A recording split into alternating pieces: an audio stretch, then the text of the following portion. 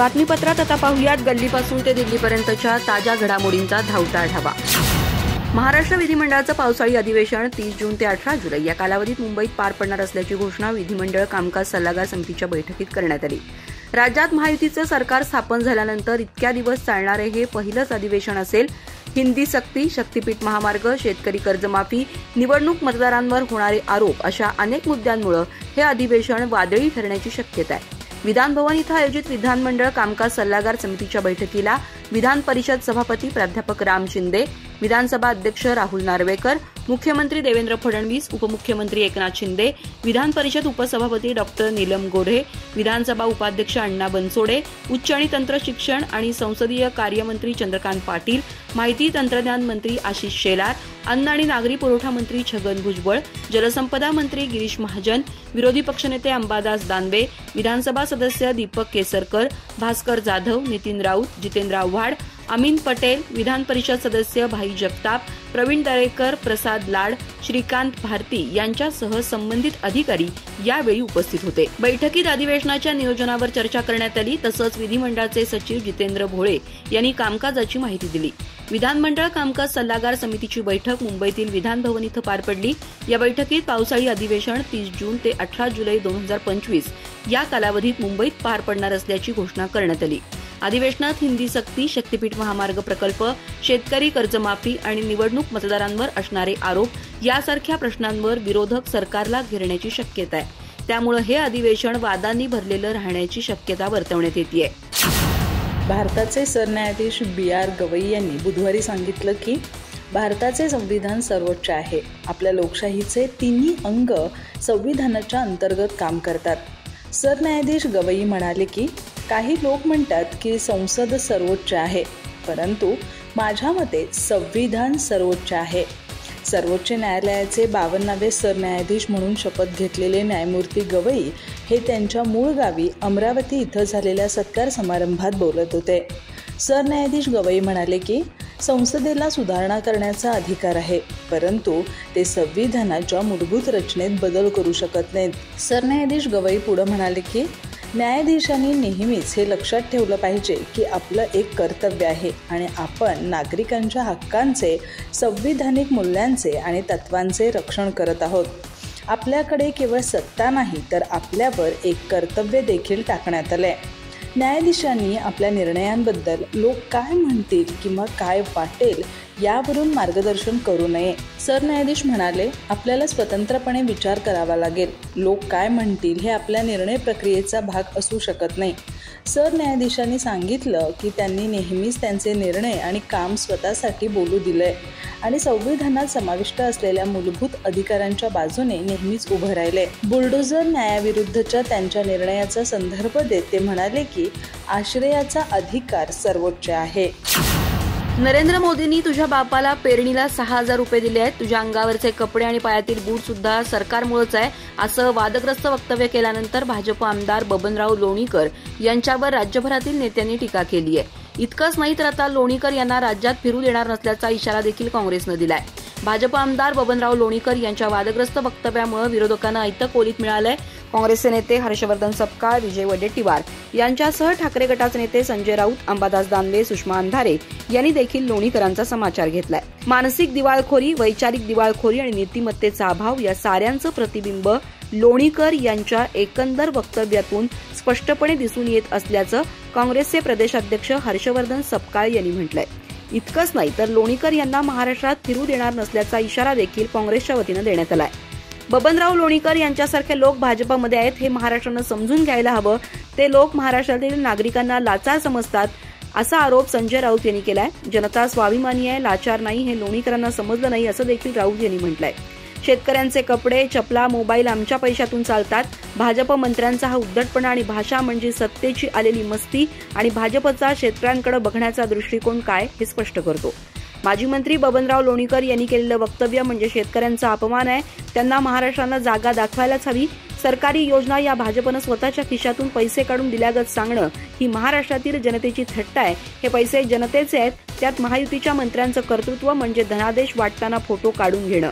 सत्ताधारांनो लक्षात ठेवा, तुम्ही आज सत्तेत आहात ते शेतकरी आणि जनतेच्या मतांमुळे आणि तोच शेतकरी गरज पडल्यास तुमचं मूल्यही शून्यावर आणू शकतो.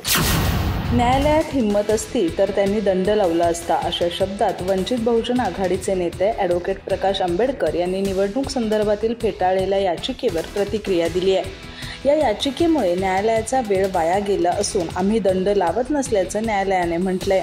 मात्र यावर प्रकाश आंबेडकर यांनी वरील पद्धतीने प्रतिक्रिया व्यक्त केली आहे.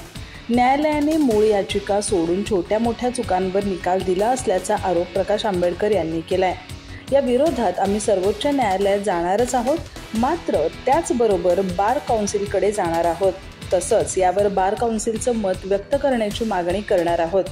हे प्रकरण पब्लिक डोमेनमध्ये जायला हवं असा आमचा प्रयत्न असेल, असे देखील प्रकाश आंबेडकर यांनी म्हटलंय. आम्ही वेळ वाया घालवला असं कोर्टाचं जर म्हणणं आहे तर तुम्ही आमचं काय एक्झामिन केलं, असा प्रतिप्रश्न देखील त्यांनी उपस्थित केला. जर निवडणूक आयोग स्वतःहून म्हणत आहे की 76 लाख मतदान झालेलं आहे, इलेक्शन कमिशन स्वतःहून आमच्याकडे रेकॉर्ड नाही असं म्हणत आहे, त्यामुळे केवळ न्यायालयाला उलट तपासणी करण्याचा अधिकार आहे, इतर कोणालाही असा अधिकार दिलेला नाही. कोर्टाने तपासण्याऐवजी भलत्याच कोणत्या तरी प्रश्नाला धरून आमची पिटिशन नाकारली असल्याचं प्रकाश आंबेडकर यांनी म्हटलंय. निवडणूक आयोग ही स्वतंत्र बॉडी आहे, त्यांच्यापुढे कोणीही अधिकार नाही. त्यांच्यापुढे कोणी अधिकार असेल तर ते उच्च न्यायालय आहे, दुसरा कोणीही नाही. त्यामुळे त्यांच्या विरोधातील याचिका आम्ही न्यायालयात दाखल केली होती. त्यामुळे या संदर्भातले प्रेझेंटेशनसाठी आम्ही सरकारपुढे गेलो नाही असं म्हणणं चुकीचं असल्याचं आंबेडकर यांनी म्हटलंय. बेकायदेशीर सरकार असेल आणि यावर कोर्ट काहीच करायला तयार नसेल तर याच्यावर पब्लिक डिबेट व्हायला हवा, हा आमचा प्रयत्न असेल असं देखील आंबेडकर यांनी म्हटलं आहे. बुधवारी काँग्रेसनं महाराष्ट्र विधानसभा निवडणूक 2024 मधील अनियमिततेच्या आरोपांबाबत निवडणूक आयोगाला पत्र लिहिलं. हे पत्र राहुल गांधी यांनी पाठवलेल्या पत्राला निवडणूक आयोगानं दिलेलं उत्तर आहे. खरं तर 12 जून रोजी निवडणूक आयोगानं राहुल गांधींना एक पत्र लिहिलं होतं, ज्यामध्ये राहुल गांधींना विधानसभा निवडणुकीत झालेल्या हेराफेरीच्या आरोपांवर चर्चा करण्यासाठी बोलवण्यात आलं होतं. आता 13 दिवसानंतरही राहुल निवडणूक आयोगाला भेटायला गेले नाहीत, परंतु काँग्रेसनं त्याला उत्तर पाठवलंय, ज्यामध्ये पक्षानं महाराष्ट्र निवडणुकीतील मतदार यादीची डिजिटल प्रत देण्याची मागणी केली आहे. तसंच मतदानाच्या दिवसाची व्हिडिओग्राफी देखील द्यावी. जर निवडणूक आयोगानं त्यांना एका आठवड्यात डेटा पाठवला तर ते त्याची चौकशी करण्यास आणि निवडणूक आयोगाशी चर्चा करण्यास तयार आहेत, असं काँग्रेसनं म्हटलंय. 12 जून रोजी राहुल गांधी यांना पाठवलेल्या पत्रात निवडणूक आयोगानं लिहिलंय की देशात भारतीय संसदेनं पारित केलेल्या निवडणूक कायद्यानुसार, त्यांच्या नियमांनुसार आणि वेळोवेळी निवडणूक आयोगाच्या सूचनांनुसार निवडणुका अतिशय काटेकोरपणे घेतल्या जातात. महाराष्ट्र विधानसभा निवडणूक प्रक्रिया केंद्रीय पातळीवर विधानसभा मतदारसंघ पातळीवर आयोजित केली जाते. यामध्ये निवडणूक आयोगानं नियुक्त केलेले 1,186,हून अधिक BLO, 288 निवडणूक नोंदणी अधिकारी, 139 सामान्य निरीक्षक, 41 पोलीस निरीक्षक, 71 खर्च निरीक्षक आणि 288 निवडणूक अधिकारी आणि महाराष्ट्रातील राष्ट्रीय आणि राज्य राजकीय पक्षांनी नियुक्त केलेले 1,08,026 बूथ लेव्हल एजंट यांचा समावेश आहे. यामध्ये काँग्रेसचे 28,421 एजंट आहेत. हिंदी भाषेच्या सक्तीविरोधात ठाकरे बंधू चांगलेच आक्रमक झालेत. एकीकडे या निर्णयाविरोधात राज ठाकरे यांनी 6 तारखेला मुंबईत मोर्चा काढणार असल्याची घोषणा केली आहे, तर दुसरीकडे उद्धव ठाकरे यांनी 7 तारखेला आझाद मैदानावर आंदोलन करण्याचा इशारा दिलाय. काहीही झालं तरी हिंदीची सक्ती आम्ही लादू देणार नाही, तसंच त्रिभाषा सूत्रच आम्हाला मान्य नसल्याचं उद्धव ठाकरे यांनी म्हटलंय.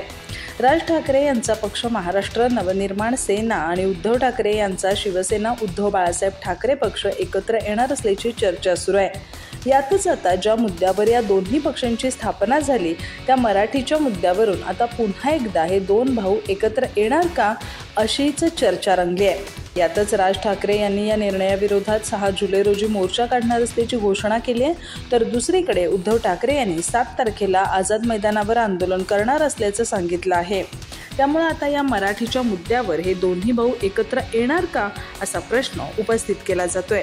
हिंदी सक्ती विरोधात 7 जुलै रोजी उद्धव ठाकरे यांच्या नेतृत्वात आझाद मैदानात आंदोलन करण्यात येणार आहे. त्यासाठी हुतात्मा स्मारक इथं आधी अभिवादन करण्यात येणार आहे. त्यानंतर 1 मार्च आझाद मैदानापर्यंत जाईल. तिथंच धरणं आंदोलन करण्यात येणार असल्याचं उद्धव ठाकरे यांनी सांगितलंय.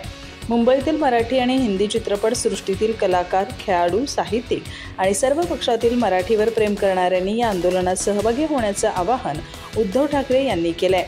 उद्धव ठाकरे यांनी पक्षभेद विसरून अगदी भाजपमधील नेत्यांनी सुद्धा मराठी माणसासाठी या आंदोलनात सहभागी होण्याचं आवाहन उद्धव ठाकरे यांनी केलंय. शक्तीपीठ महामार्गाला 20,000 कोटी रुपये मंजूर केले गेलेत. त्यातील 10,000 कोटी हे स्थानिक स्वराज्य संस्थांच्या निवडणुकीसाठी वळवले जातील. त्यामुळे आता अजित पवार यांनी अशा योजनेला विरोध करायला हवा अशी मागणी उद्धव ठाकरे गटाचे खासदार संजय राऊत यांनी केली आहे. या योजनेमुळे राज्याच्या तिजोरीवर ताण येणार असल्याचं अजित पवार यांनी म्हटलं होतं. यावेळी राऊत यांनी शक्तीपीठ महामार्गाला जोरदार विरोध केला.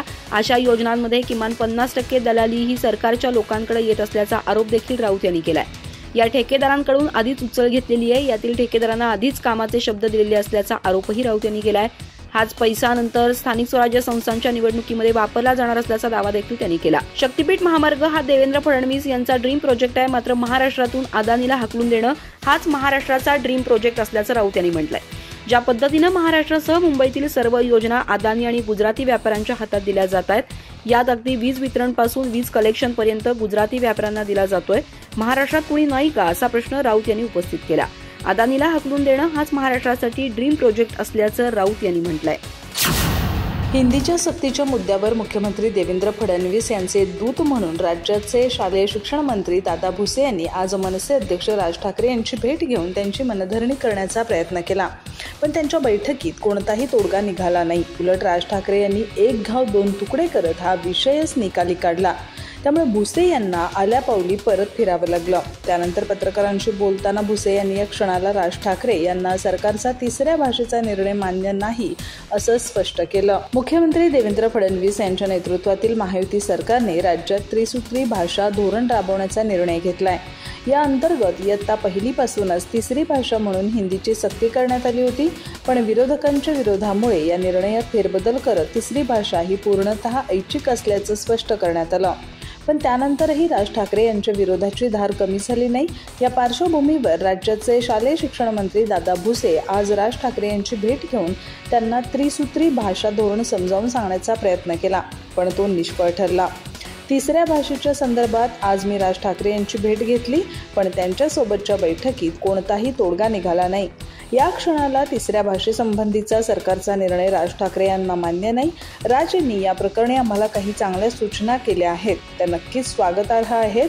आज त्यांच्यासोबत जी चर्चा झाली ती मी मुख्यमंत्री आणि उपमुख्यमंत्र्यांच्या कानावर घालीन असं दादा भुसे राज ठाकरेंसोबतच्या बैठकीनंतर पत्रकारांशी बोलताना म्हणाले.